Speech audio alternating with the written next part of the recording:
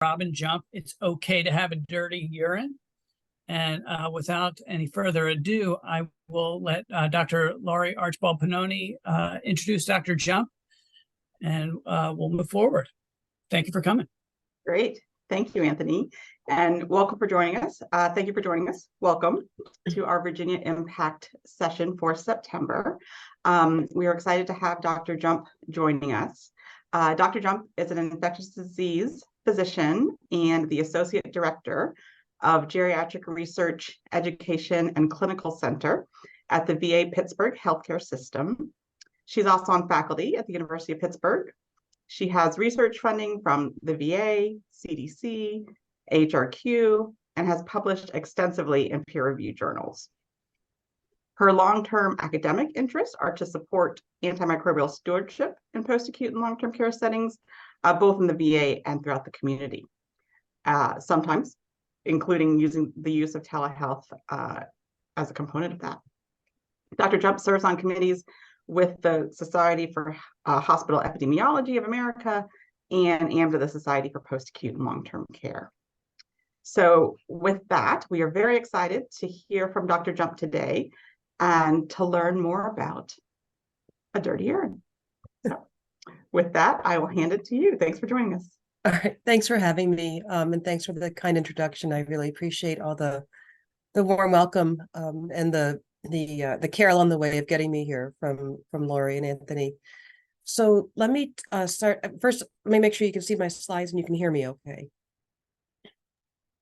We can. It's not a slideshow, but we can see the slides. Okay. If I go into presenter mode, it goes funny. Is this showing the slides like this work for everybody? Works for me. Okay. All right. So here's my necessary evils. No surprises here. And these are my opinions, not those of the VA. And then our learning objectives. We're going to talk about signs and symptoms of acute cystitis from other reasons to have those symptoms, and also how to think about and respond to results from urinalyses and urine cultures. And the take-home message, of course, is in the title. It's totally okay to have a dirty urine. You might even have one right now, and you're okay. That's it. So let's go through the details. So let's talk about Mr. N. He's a 73-year-old male who was admitted to the nursing home in January. He came in for rehab following surgical repair of a broken femur after a fall at home. That's not Mr. N, the picture, but it gives you an idea. He's got chronic pain. He's been on opioids since 2007. He's got lower urinary tract syndrome, diabetes. It's well controlled at this time, some chronic kidney disease, and he has coronary artery disease. And so when we think about Mr. M from the 5 M's perspective, or an age-friendly healthcare system perspective, we are thinking about mobility, medications, what matters most for him, as well as multimorbidity. So these are some of the events that happened for him. On January 10th, his nurse noticed some dysuria. So the night coverage then ordered a urinalysis and urine culture, and he came back with a UA of specific gravity 1.023. So a little highish, like not super high, but you know, he could drink a little bit more. Lots of white blood cells and 3 to 10 RBCs, or red blood cells. His culture came back 2 days later, growing 100,000 of Klebsiella, or greater than 100,000 CFUs per ml of Klebsiella. And the covering provider ordered 8 days of cefuroxime. So let's start talking about his case in a little bit more depth. When we think about when we should consider a UTI as a diagnosis, or acute cystitis as a diagnosis in our older adults living in nursing homes, or older adults in the community, if they have dysuria, that's all I need to know. That's enough for me to start thinking, oh yeah, antibiotics are the right thing here, especially if it's new and I don't have other reasons for it. If someone has a fever and or shaking chills and any one of the following, that's also a good reason to think about starting antibiotics. So it's new or worsening incontinence, it's new or worsening urgency, gross hematuria, flying cruciferous pain, or costovertebral angle tenderness. Usually what we hear about is it's dysuria and something else that gets us going. You note that change of mental status, acting punky, feeling off, not on here. Sorry, get to my next slide here. So signs and symptoms that relate to acute cystitis: dysuria, urgency, flank pain or suprapubic pain, more worsening incontinence, gross hematuria, fever, and shaking chills. So if it walks like a duck and talks like a duck, it's a duck, and we should go after it. But sometimes there's other things that can be mistaken for signs and symptoms of a UTI. So an occasional tingling or funny feeling that happens when someone begins to urinate. Urinary retention. This is not a UTI, but I hear this all the time. Well, he couldn't pee, so we treated him with Cipro. That's crazy talk, but this happens, and you've seen this happen. Change in mental status or behavior or functional status, not an indication of an acute cystitis. It's an indication of something that's wrong, but it's not in the urine. Dark or funny smelling urine, that's really gross. Please don't smell urine. That's disgusting. And of course it's dark. It can be dark because they're not hydrated enough. It also always looks darker to us when it's not in the toilet, when it's in a urinal or in the bedpan. But either way, it doesn't indicate urinary tract infection. It indicates a need for either a change in diet because someone's got, multivitamin, or they're eating funny, something that get them funny or smelly urine, or they need more fluids. Falls can be an indication of so many things. I wouldn't go after a urine to begin with. And then family or resident request. And I say this a little bit tongue in cheek, but we have trained people so well for so long that, well, it could be a urine. Let's just take a urine. It could be a urinary tract infection. And then we test it and we tell them, oh, it was a UTI, and we give antibiotics, and it becomes a self-fulfilling prophecy that people get better. When in reality, what they also got was tincture of time. And so whatever their problem was just kind of got better, which is thankfully what happens with most of our illnesses. So sometimes when we're confronted with things that don't quite make sense, we have to distinguish, are we talking about a duck or a rabbit? And that's that illusion in the middle here where you can kind of look at it. And sometimes you can't see both, but we know that it's both, but it should be one or the other. So here's just kind of putting it all together in one slide. These aren't meant to like pair across each other. These are just two separate lists. All right, so let's talk a little bit about getting a good urine sample in and of itself. So the idea of doing a clean catch, we're supposed to sit down, cleanse again, pull the labia apart or pull the foreskin back, start to pee, stop peeing, position the container, start to pee again, get the urine, and then put the lid on without touching the sides or the lid. It's really hard to do this. I had to do this when I was pregnant many years ago. I had 2 good hips, 2 good hands. I was fully cognitively functional. I understood what I was supposed to do. It's still really hard to manage this. It's even harder for our older adults in long-term care settings. So we need to let families know that it's not as simple as just check a urine, because it's not. Older adults are going to need help with this. We can suggest a shower or a bath before trying to do a clean catch. For men, this is the only time you'll ever hear me say this. You can do a short-term condom cap and then get the urine from the bag after 30 minutes. And that is okay. For women, it means an in and out catheterization to get a good sample if they can't do a clean catch. And frankly, it's mean. It's not a nice procedure. And for people that have had trauma in the past, sexual trauma specifically, it can feel really awful to get an in and out catheterization. It's frightening. If there is a urinary catheter in place, then the entire collection system should be changed before collecting a sample. And then, and this sounds again so silly, but it's true, it doesn't happen all the time, samples have to be stored in the fridge until they go to the lab. So if you give someone, here, pee in this cup, and even if they do it correctly, they're still going to be contaminating bacteria, and they leave it as they're supposed to in the bathroom counter for a little while, and it doesn't get to the refrigerator right away, there can be some bacterial growth in that urine culture, which has nothing to do with what's happening in the bladder. So it's really not as simple as just check a urine. Honestly, I think it's easier to get a good blood culture than it is to get a good urine culture. once we get our tests, assuming that they were collected well, here's how we need to think about interpreting them. So for an acute, uncomplicated urinary tract infection, we have a urine culture that's greater than 100,000 bacteria of no more than 2 species, and those clinical signs and symptoms that we talked about before. For people that have asymptomatic bacteria, it's greater than 100,000 bacteria, no more than 2 species of them, and there's no signs or symptoms referable to the urinary tract.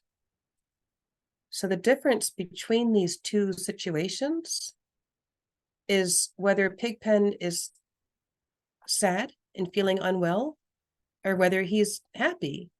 But either way, Pigpen's got a dirty urine, and it's all right. He's got asymptomatic bacteria, and that might be happening for your patients and residents as well. So let me open this up, and I can't see the chat as far as I can tell. Let me see if I can pull it up here. Oh, there we go. Yes, I can see the chat. So looking at, or shout it out, I think we're a small enough group. What's not on this slide that we often use as diagnostic criteria, but doesn't actually play into reality? And I'll go back one so you can see what the signs and symptoms are. So what's missing here?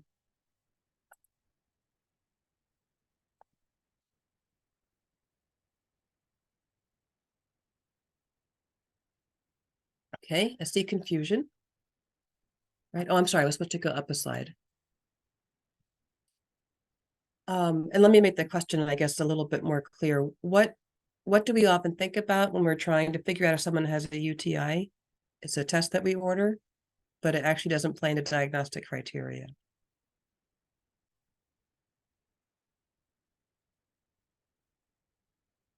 Culture, right? So the culture is here. That's the middle one, but you're getting close. It's the urinalysis. The UA does not tell you if someone has a UTI or not, which is like a mind-blowing thought for some people. Let's talk about that a little bit more. So just to think about what goes into the urinalysis, the leukocyte esterates tells you whether or not there's white blood cells present. The nitrites tell you only about gram negatives. Gram-positive bacteria don't make nitrites, but the gram negatives, which are the Enterobacteriaceae, which is a huge group, but this is the E. coli, the Klebsiella, the Proteus, the Pseudomonas. Those make nitrites. But the presence or absence of nitrites in the urine or leukesterase or anything else doesn't tell us whether or not somebody has a UTI. We have to go with symptoms and urine culture to make the determination. So why do we even bother checking UAs at all? That's a great question. And maybe we don't need to, which I know is heresy. But here's where there is a value of having a urinalysis. The negative predictive value of a clean UA is 100%. So you have to think about these the way that we think about a D-dimer. A negative test rules out negative D-dimer rules out PE. Negative urinalysis rules out acute cystitis. But a positive UA does not rule in acute cystitis. A positive UA can be a whole bunch of things, including that there's an indwelling catheter, that there is someone who's got a big prostate, that someone has a short urethra, like a woman, all of us. Just the same way that a positive D-dimer can be indicative of a lot of things, but not always a PE. So negative UA, fantastic. Positive UA, what the paper is printed on to tell you what's really going on. Let's talk a little bit here about catheter. Oops, I'm sorry. What did I do here? Catheter-associated UTIs. Okay. So we've been talking about acute cystitis in people without catheters so far. The diagnostic criteria change when we get to a catheter-associated UTI. There's still no urinalysis in here, but the symptoms broaden out. So now we have fevers, rigors, change in mental status, malaise, lethargy, as well as something that localizes to the GU tract, like flank pain, CVA tenderness, acute hematuria, pelvic discomfort, or the other signs of acute cystitis that we talked about, a few slides ago if the catheter has been removed in the last 48 hours. Here's the big thing for cavities, though, for catheter-associated UTI. There has to be no other identified cause. So if it's fever with a change in mental status, don't stop with urine. Keep going, keep thinking, because as you're treating the urine, you may be missing what's really causing the problem. So it may really be pneumonia. It may really be a bad wound infection. It may be a gallbladder. It may be pain and something else going on. And maybe really backed up constipation. So you have to get all this other stuff ruled out before we start chasing down the pathway of urine. And I think that we all forget this, in part because when someone has a fever, we want to figure out what it is right away. And it almost always looks like there's going to be urine. But think about the other stuff too. And an easy way to look for pneumonia, even if you can't get a chest x-ray, is to do a bedside pulse ox and see where they are compared to where they usually are. It's even easier than getting a urine, actually. And just to talk a little bit about the difference between clinical criteria and surveillance criteria. There was a study that was done in 2009 that compared the NHSN criteria for a CAUTI with what was happening clinically. So these are the NHSN criteria for CAUTI. It's a urine culture with greater than 1,000 bacteria of one or two species, or a urine culture with less than 1,000, greater than 1,000, with a positive leukosterase and nitrite. That was what they used for that particular, in that study at that time. This is over 10 years ago now. And they also looked for symptoms that met the surveillance definitions. So applying this, the study looked at 85 patients in a hospital, not a nursing home. All of them had a fever. Half of them had what was considered to be a clinical CAUTI, where the patient was given a diagnosis and treated for a catheter-associated urinary tract infection or a CAUTI. The other half had an alternate source of fever, so they had another infection or a DVT. And what this means is that the diagnosis of a CAUTI based on surveillance definitions is, you might as well just flip a coin. And even here, for these individuals, I have my suspicions that they may not have actually had a clinical CAUTI, but they couldn't find another reason. So with buildings that have high rates of CAUTI based on the NHSN criteria or the surveillance definitions, then you can try to minimize indwelling urinary catheters, which people do. And more than that, avoid unnecessary urine cultures, which is, I think, this is the diagnostic stewardship that you may have been hearing about. Okay, so we're coming up on another interactive set of slides here. We're going to interpret some urine culture results. So here we have a poor guy who wound up with dysuria, and it was new onset. It really burned to pee, and he was given an antibiotic. And now the urine culture results are back 2 days later. He's feeling better, but we still need to finish our treatment for him. And here's what we've got. He's susceptible, or the E. coli is susceptible to ampicillin, cefazolin, Cipro, Bactrim, nitrofurantoin, and Amsulbactam. So here's the participation part. What do you want to treat him with? What should we give this guy?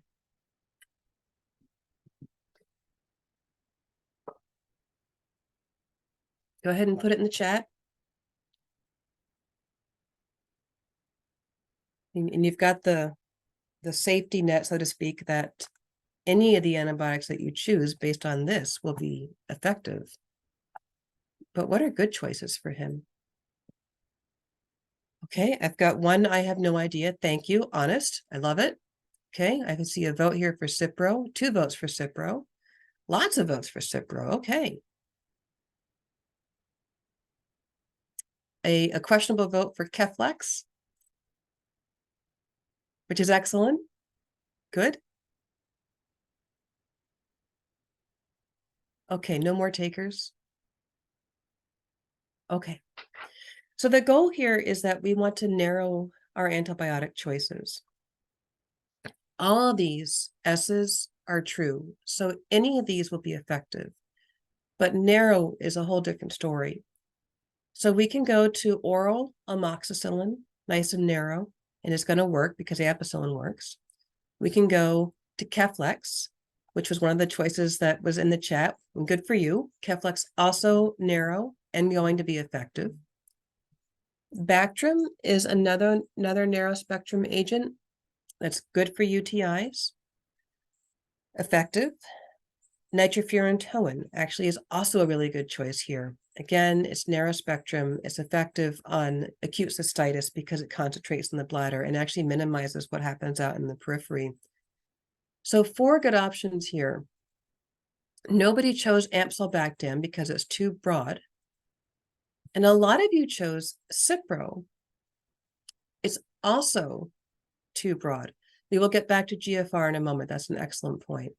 A lot of you chose Cipro, and I suspect that there's a couple of reasons for this. One, it might be reflex because, well, if you've got a UTI, then the next words out of someone's mouth are ciprofloxacin. Or you tried to do some math and looked at the minimum inhibitory concentration here and thought that because this one has the lowest, it must be the best or the most effective. Totally not true. These minimum inhibitory concentrations are different for each drug. And then beyond that, they're different for each bacteria that the drug is used against. And to make it even more confusing, they can even vary depending on whether the sample comes from blood or from urine. And all these levels, all these numbers are determined in a laboratory based on putting in an antibiotic and putting in bacteria into a test tube. It's actually much smaller these days. And that's how we determine the minimum inhibitory concentration. Trying to look at the numbers here and make comparisons is like trying to compare the blood pressure lowering efficacy of Lasix versus lisinopril versus hydrochlorothiazide. You would never start to make those as equivalents because they work in different ways, different mechanisms of action, different dosing, different metabolism, different frequency of dosing as well. And the same is true for antibiotics. We cannot compare these numbers across the board.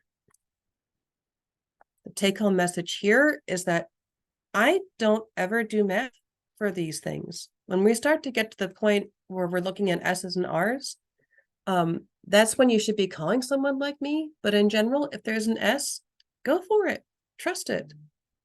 The only time that people really get into looking at the numbers here is when these are all R or all I's. And if you're in that situation, ask for help. Otherwise, go with the S's and then choose what's most narrow. This is really important because this is how we avoid C. diff or reduce the risk of C. diff, reduce the risk of selective pressure for selecting for resistant pathogens. And we also just lead to less collateral damage in the gut for these older adults or for any of us. And that's really important. So there was a comment in the chat about GFR. And if you have other questions or comments, please put them in. I'm happy to take questions as we go. So the GFR. So nitrofurantoin is fine for anybody with a creatinine clearance of greater than 30. That used to be greater than 60, then it got taken down to 40, but it's actually greater than 30 is fine to use nitrofurantoin. And the studies where there was a concern for nitrofurantoin, those are actually coming from people that were on nitrofurantoin for months to years for suppression of the UTI, which they never really had to begin with. And that's what led to some of the side effects that people worried about, including the pulmonary issues that are associated with nitrofurantoin. I've never seen this happen in someone who's on a 5 to 7 day course, or problems with GFR actually either. Bactrim does have some concerns for people that have a low creatinine clearance. And so remember that when you give someone Bactrim, it can raise their creatinine clearance. That's cosmetic. It goes away once you stop the Bactrim. It also causes a slight increase in potassium that is real. It will also go away, but that increase in potassium needs to be taken seriously if they have one because of the risk of cardiac arrhythmias. So I've used both of these drugs a lot. And my other 2 favorites on here are amoxicillin and Keflex for treating the UTI. All right, this is a really important point. Are there questions or comments or thoughts on this?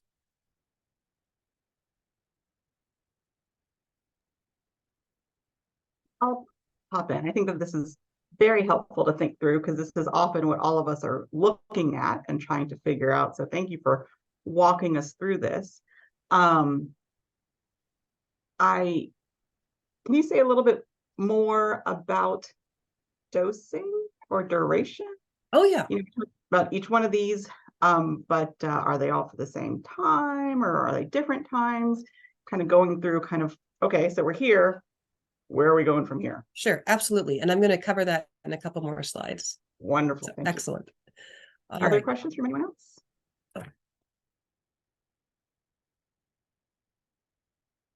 If you have them, jump in, put them in the chat.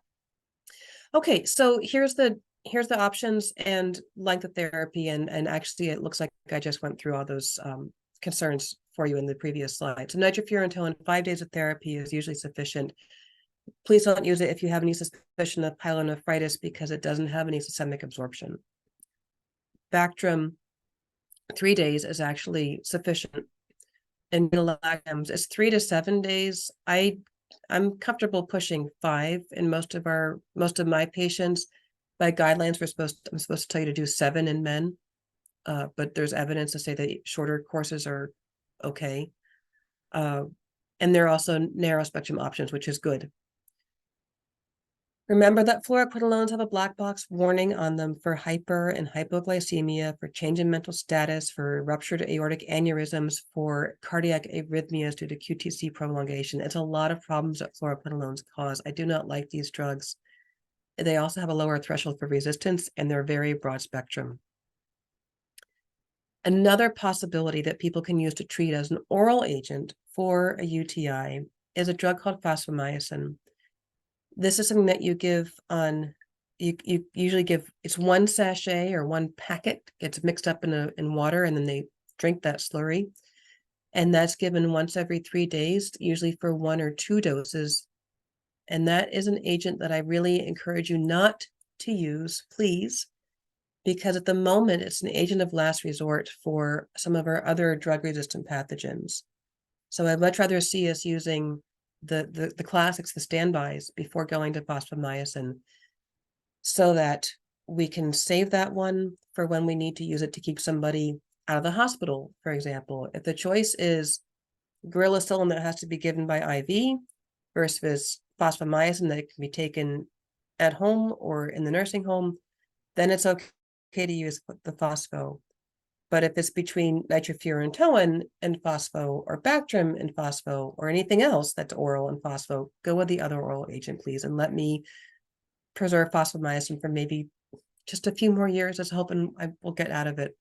We'll see what happens. Yes, you can absolutely have a copy of the slides. At least I'm happy that they can be shared. Sure. All right. Some other thoughts here.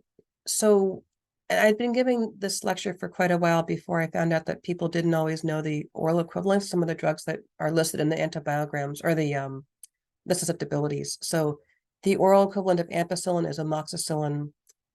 The oral equivalent of cefazolin is cephalexin or cefuroxime. I favor cephalexin or Keflex. And the oral equivalent of amsulbactam is amoxiclav. And these are pretty much, 1-to-1. There's some nuances there, but you shouldn't have to worry about those. When you see tetracycline on a susceptibility report, that includes, so sometimes we write this as tetracycline, depending on your formulary. Sometimes it's doxycycline, sometimes it's minocycline. Any one of the 3 will work. When I see Enterococcus in the urine, I don't care. I expect it to be there. It's a normal bacteria to find the urine. It never gets me excited. I don't think I've ever truly seen a UTI caused by Enterococcus, really. And people kind of get worried about VRE, so vancomycin-resistant Enterococcus. I don't worry about that either. In the bloodstream, I take it really seriously. But in the urine, it's okay. Just let it be there. It's like a bad roommate. You can't quite get rid of it, but they don't really cause too many problems. So let it sit. Staph in the urine, I do get very excited about. in a concerning way. I'm not really worried about staph that comes from the outside in for the most part. You can treat that like you would treat any other UTI. And by the way, that's how we get our UTIs. They crawl from the outside in. The reason why I get excited about Staph aureus is because about half the time, if there's Staph aureus in the urine, and it indicates that there is a systemic infection. So it came from the inside out. It came from the bloodstream and is going into getting filtered through the kidneys and then showing up in the urine. So in those cases, the first thing I do is not go for antibiotics. The first thing I do is get blood cultures and then try to figure out what's really going on. And it may be that it's an outside in infection, but you have to rule out the inside out one first. So blood cultures, think about vertebral osteomyelitis or osteo from somewhere else. Think about endocarditis. Listen for that cardiac murmur. Is there one that wasn't there before? Is it worse than it was before? If you're not sure, get at least a surface echo. And these are also people that you might want to, get the blood test, get the CBC, and then you may need to send them along for another analysis from a specialist, depending on what's going on. All right, let's talk about the use of antibiotics to treat UTIs. This is a fantastic study that was done by Susan Mitchell and a large team. They looked at the use of antimicrobials for UTI in residents that have severe dementia. These are people that are so progressed in their dementia that they have like less than 200 words left. They don't recognize their loved ones when they come in the room. So clearly end stage disease. They looked at 196 episodes of a suspected UTI in 110 residents. Most of them were female and white, and very far along in their dementia. Less than a third had a fever. 80% had that positive UAN culture, which we're so used to hearing about. And only 16% met those lobe minimum criteria that I showed you at the very beginning about actually starting antimicrobials. And here's what happened to them. This is a Kaplan-Meier curve showing mortality over a year. So this is across the x-axis is days from the suspected UTI. So we go out 1 year after that.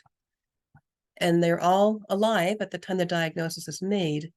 And then as time goes by, and we go down these curves, people are dying. And that's what those little steps are. So there's 4 groups here. You've got the people that wound up with an IV antibiotic or had to go to the hospital.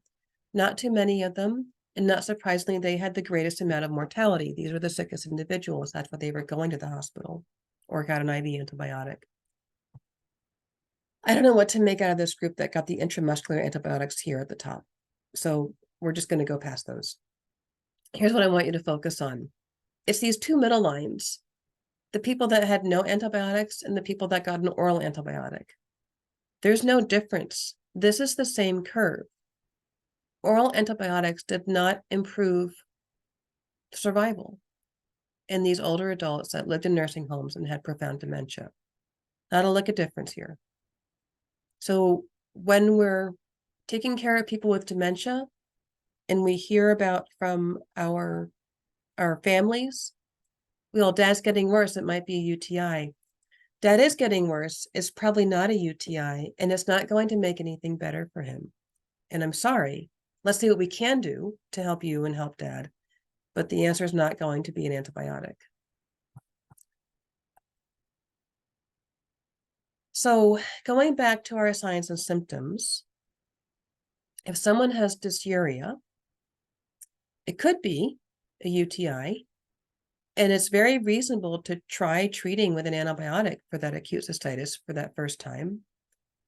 If it comes back right away, or if it doesn't really get better, instead of doing more antibiotics, think differently about this. Could it be a yeast infection? Could it be a big fat prostate? Could it be the person used to have a big fat prostate and now it's gone, but they still have lower urinary tract syndrome? Could it be urethral stricture? So there's other things that might be going on here. For people that have urgency, they may have had instrumentation. It's maybe urge incontinence, flank pain or suprapubic pain that can go along with a pyelonephritis, but it may not be. And so if there isn't other things that get you going down that pathway, think about what else it might be. A renal stone being a big one, GI issues, shingles I've seen mistaken for this, muscle spasms, spinal cord issues, or just like spine issues in general. Incontinence may really be about mobility. I used to be able to get to the bathroom really quick, and now I can't quite get there in time. They're not incontinent, they're moving slow. Again, the stones, neurogenic bladder, pelvic floor weaknesses can also contribute to incontinence. Gross hematuria. I'm sorry, I don't think I made a point about this earlier in the presentation. For people that have urinary catheters, whenever I see gross hematuria, it's usually a reflection of Foley catheter trauma, not a reflection of a urinary issue per se, or of an infectious issue. That being said, once someone's had that catheter trauma enough that they're bleeding, we can see crossing of bacteria that live in their bladder as peaceful cohabitants into the bloodstream, causing a problem. Doesn't mean we necessarily need to treat them, but it means you need to think about it as the potential of an infected wound, so to speak, in the damaged mucosa of the bladder. If there is gross hematuria, I actually think about prostate issues, again, the stones, renal or bladder cancer, and medications, which is not always hematuria, though it can be for people that are on anticoagulants. But I've actually fooled myself by giving someone rifampin and then being surprised the next day when their urine was bright red. And that can be alarming for patients and families as well. And nitrofurantoin can also change colors of urine. And then if someone has fever and shaking chills, rule out the systemic infection before getting into the UTI world. Okay, and we're getting to the end here. So something else to think about, people in nursing homes, part of what happens sometimes, especially if it's the nighttime or the night coverage or the weekend coverage, I just want to write, for the antibiotics, you leave me alone because I don't know what's going on. This feels like the safest thing to do. It's so much better if we can kind of work and engage and close that loop. So instead of going directly to an antibiotic, let's engage in an active monitoring process instead. I'm worried about Mr. N. He's acting different from how he usually acts. I think it might be a urinary issue. Okay, let's see what we can do for him before we start doing a systemic medication that he may not need. And this works for families too. Get vital signs. Let's follow them more often than we have been. How much fluid is he getting? If he's not getting enough, give him more, or just start offering him more right now. And it's usually 4 ounces every 2 hours. But more than that's usually fine. If he's not doing better, call someone back in 6 hours or 8 hours or 24 hours, or whatever it is. Blood work if needed. Talk to the pharmacist, whatever it is. The big thing here is that none of this is actually about getting cultures. This is about providing supportive care and observation for the patient and seeing what's happening with them over time, giving them a chance to declare themselves while offering hydration, and also closing the loop with the provider. It's so much different to say, listen, he's been doing this for the last 12 hours. His dysuria is getting worse, or his confusion is getting more, or his temperature was 98.6 when we began this, but now he's up to 99.9. Something is going on with this man. So that gives that kind of evidence, that time to have put the story together and let the resident who's in a monitored setting let people know what's going on. This is really different from having somebody at home who's been sitting for 2 days trying to figure out that if they're sick and that they should call. For our people that are in long-term care settings, we're on top of it. A day doesn't go by where they're not being observed in some way or another. So it's okay to observe them for 6 hours or 12 hours or 24 hours, and then revisit again the decision about, do I prescribe or not prescribe? And to keep having to make those choices. And after, a day or 2 or 3, it usually becomes pretty evident, if not more evident right away. And the thing about engaging in an approach like this, let's say you decide to wait 8 hours. And after 4 hours, that temperature has gone from his usual 97 at baseline to 99. You're convinced that there's a real fever. You already had that back pocket option of, I'm going to write for this antibiotic or do this workup for this person. You've already thought through that. you're ready to go. The plan's in place. It doesn't lead to further delays in care. Okay, so back to our friend, Mr. N. So we start off with dysuria, and then he had that urinary culture, and someone decided to give him cefuroxime. They did not actually go back and see if he still had dysuria at that time. They just responded to the urine culture and not to the resident. He was then noted to have urinary retention. He was started intermittent straight caths, and then he went up with a indwelling urinary catheter. And he also had some behavioral issues around his pain. And there was a night coverage that noted large volumes of urine, which came out after he got his indwelling urinary catheter, may exacerbate CKD and UTI. I don't know what this person was thinking. I don't know what happened there, but this is a true story. And here we are. Like, none of this makes sense for urinary infection. On the 18th, we've got the last day of cefuroxime. On the 19th, we're back to this nonsense of urinary retention as a part of a UTI syndrome. The provider at that point also stops the oxybutynin. That was an excellent call, and begins to address the pain, the narcotics, the constipation issues that were going on with this guy. A couple days later, the urinary catheter could come out, and he was started back on tamsulosin to help address the enlarged prostate problems that he'd been having. And I don't think that the cefuroxime was ever necessary. Okay, let me see where we are now. So before I open it up for more questions, and if you have them, please start putting them in the chat now. I wanted to let you know about some tools that are available from the AHRQ website. These are free, and they're you have to do a little digging, but they're there. You could find them. This is the way. This is kind of the main entry to the website.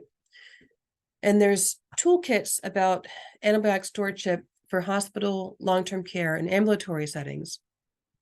Within here, if you go to long-term care and you go to the best practices for common infectious syndromes, in there are 4 or 5 syndromes, and you can find one-pagers that provide information about how to respond to some common syndromes. And here's an example of some of that. Here they are. So UTI, respiratory tract infection, skin and soft tissue, is looking at a penicillin allergy, and then also C. diff infection.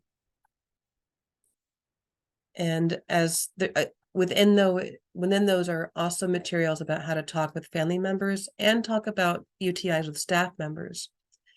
So we hear this a lot. You know, my father isn't himself today. His urine is dark and it smells bad. Does he have a UTI? And so here's where the education comes into play about this is what a UTI really is. Dark and foul-smelling urine or cloudy urine doesn't say UTI. It says decreased oral intake, and they need to get more hydration and pee out more. Confusion and disorientation without vital signs changes really make us think about other things going on, like medications problems. It's not to say that, and this is not for discussion with family members. People that have a bad infection certainly can get true delirium. And when I think about that kind of delirium, I'm thinking about people that have a fever or are having acting out signs of confusion. Like, this is clear-cut, really bad problem. And you've already figured out that they're sick, and delirium is just one more thing, and they're on their way to an acute care setting, or they're getting more help. There's a great app that's available, at least it's on iPhones and Androids, actually. And it's the iCam app. It comes out of Penn State, and it's a way that you can actually assess delirium at the bedside and get a score for it, and it's reproducible. So I can do it today and decide that someone's not delirious. Lori can do it tomorrow with the same app and say, oh, I'm getting a different result now because I can look and see what Robin wrote in the chart yesterday. And now there's a change, and I have to be concerned and address this. Okay, and then we also get this bit about, well, just check his urine for me. Let's just rule it out by checking the urine. Well, but we've already gone through this, right? We already know that the UA is going to come back positive. And then half the time the urine culture is going to come back positive too, because asymptomatic bacteria is so common in our population.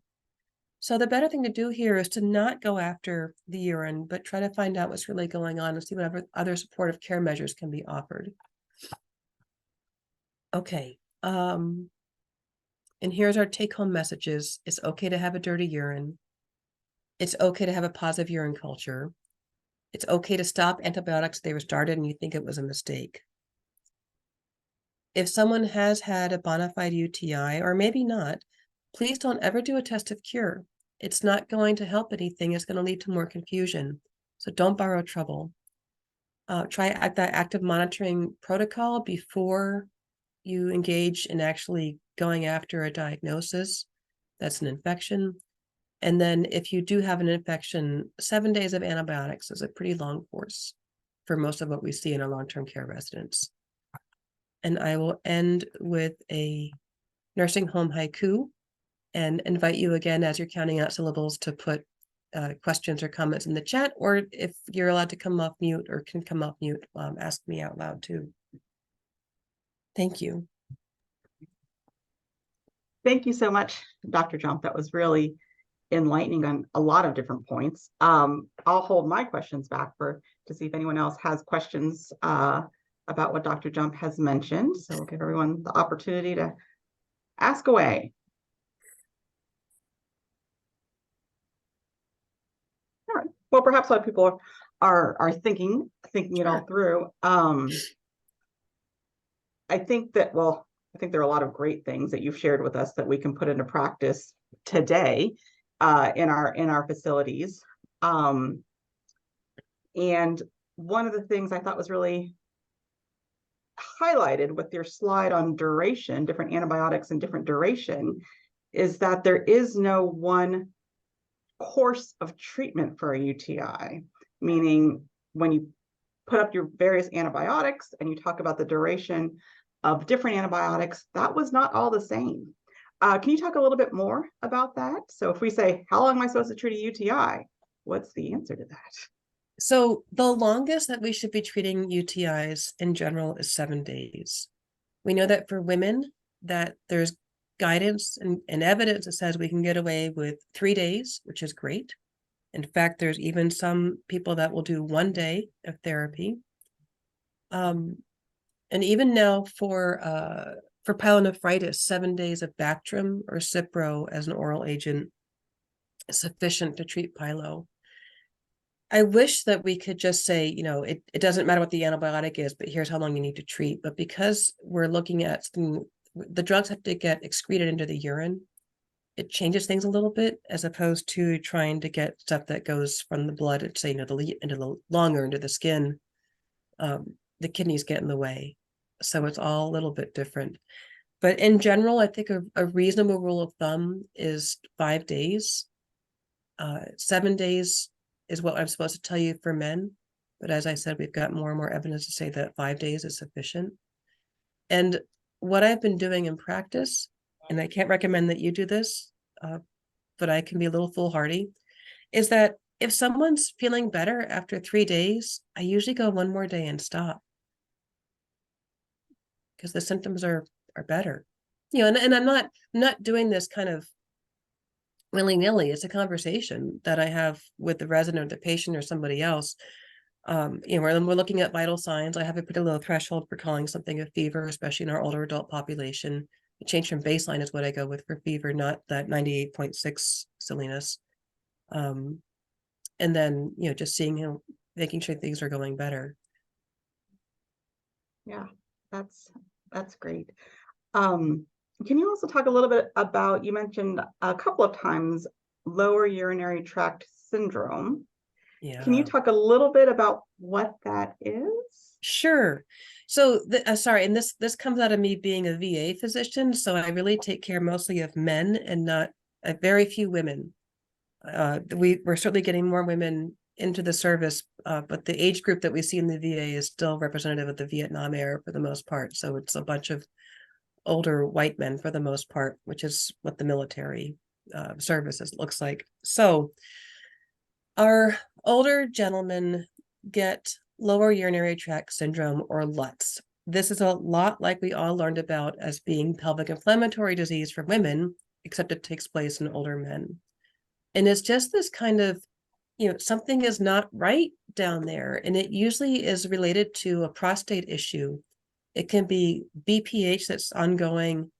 It can be that they had treatment for BPH or for prostate cancer years ago with radiation, sometimes localized. I don't usually see so many problems with the radiation seeds, but people that wound up getting some kind of more significant radiation or procedures, especially a TERP, they may wind up getting this kind of chronic inflammatory something that happens in that part of their body.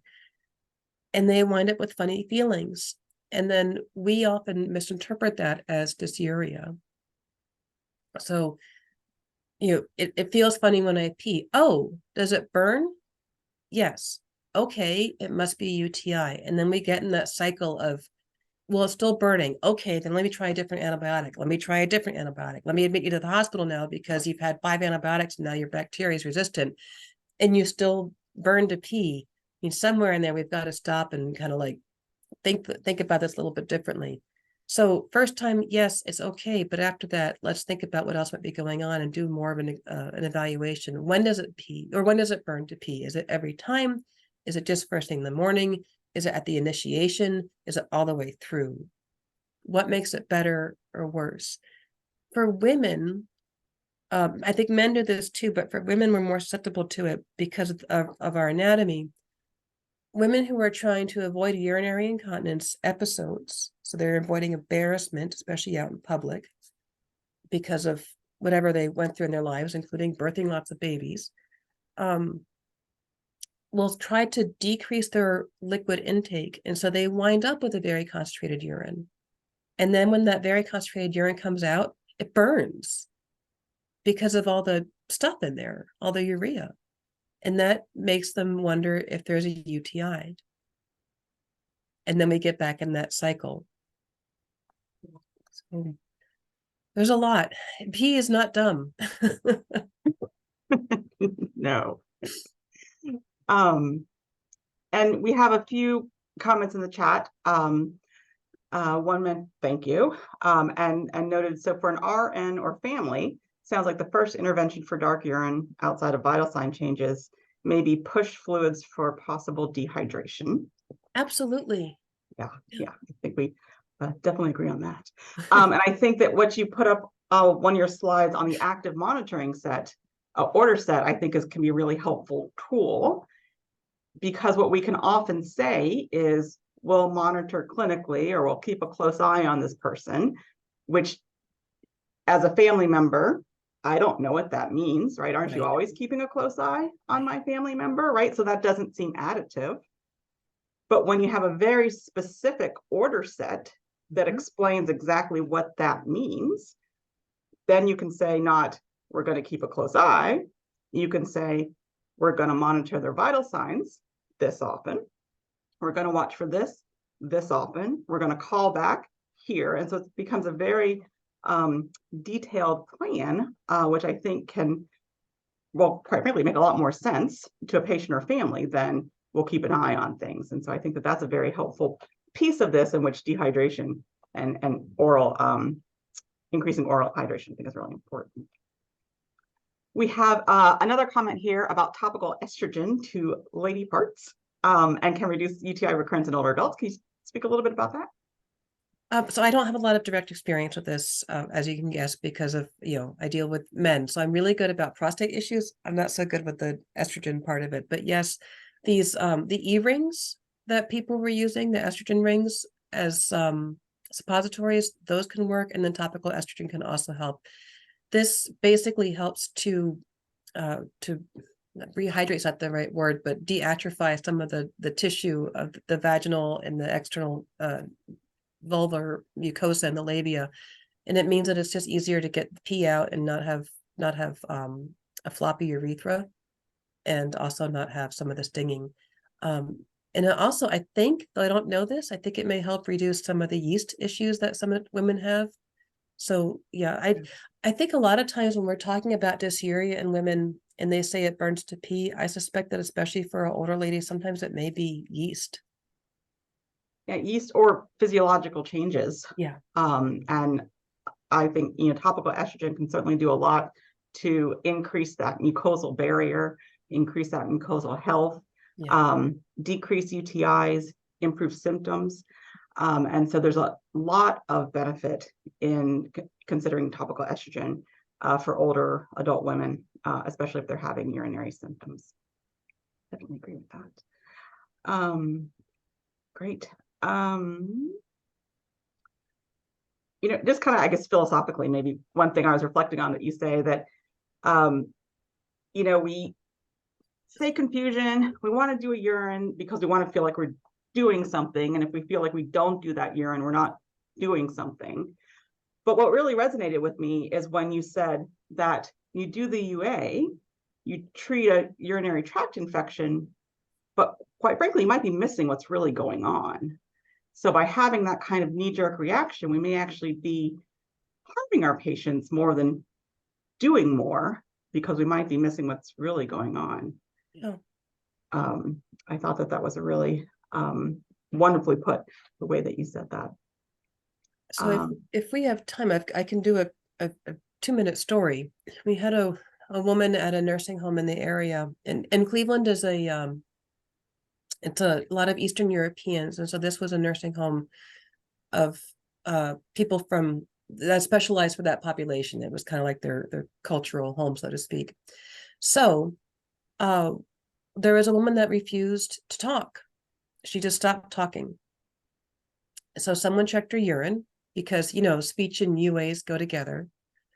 So the UA was positive, and someone started contemplating giving her antibiotics. And thank goodness the medical director came in the following day and said, no, we're not doing this, and tried to find out why she wasn't talking to anybody. And what really got this going is that she wouldn't talk to her son, and she usually chatted with him. She liked her son. And it turns out once they got through this, and it took a few days, she was really mad at her son. And then, as it turns out, all the staff, because it was Easter time and nobody had brought her stuffed cabbage. And she was really ticked off and refused to talk to anybody. Yeah, fair enough. Yeah. Fair enough. Yeah, getting to the bottom of the issue is important and not just kind of hiding, if you will, behind a UA. Yeah, and stuffed cabbage, good to know. Also delicious. Well, great. Well, we're just about at time, but we do perhaps have time if there are any other quick questions from the group. All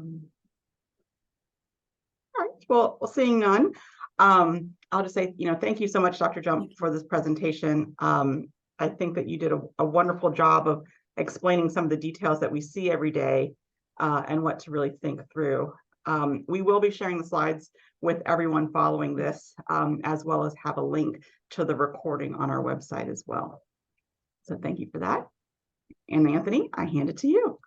Absolutely. Thank you very much, Dr. Jump. I'll send in my post-webinar email over the next couple of days. I'll send a copy of the slides. I'll send a claim credit slide for continuing education credits, and information on our upcoming webinar next month on October 18th on sexually transmitted infections in congregate environments. So looking forward to that. And I want to thank everyone for attending today. And I really appreciate it. Great. Thanks, everybody. Bye-bye. Have a good rest of your day. Bye-bye.